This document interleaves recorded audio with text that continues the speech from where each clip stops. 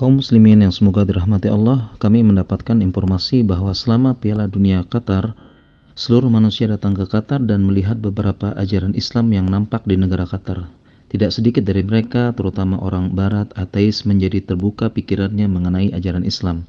Selama ini mereka dapatkan Islam adalah agama kekerasan, teroris, agama yang mengekang kebebasan secara mutlak, mengekang wanita, sehingga memunculkan Islamfobia di beberapa negara. Ternyata informasi itu semua tidak benar. Demikian juga perlu diketahui bahwa negara Qatar memiliki masjid resmi negara sebagaimana Masjid Istiqlal di Indonesia. Masjid tersebut bernama Masjid Muhammad bin Abdul Wahab. Ya benar, tokoh yang dianggap menyebarkan pemikiran Wahabi di beberapa negara termasuk Indonesia.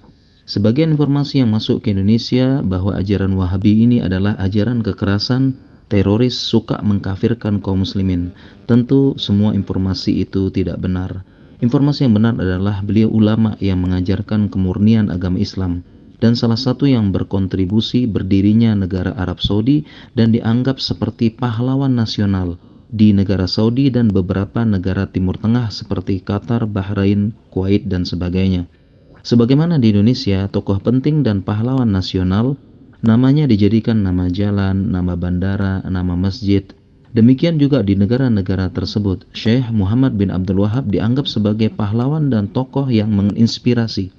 Jadi kita bayangkan bagaimana pahlawan nasional kita seperti Imam Bonjol, Jenderal Sudirman, atau Bapak Soekarno dianggap dan dituduh membawa ajaran kekerasan dan teroris di negara orang lain. Tentu kita tidak suka, demikian juga dengan masyarakat Jazirah Arab.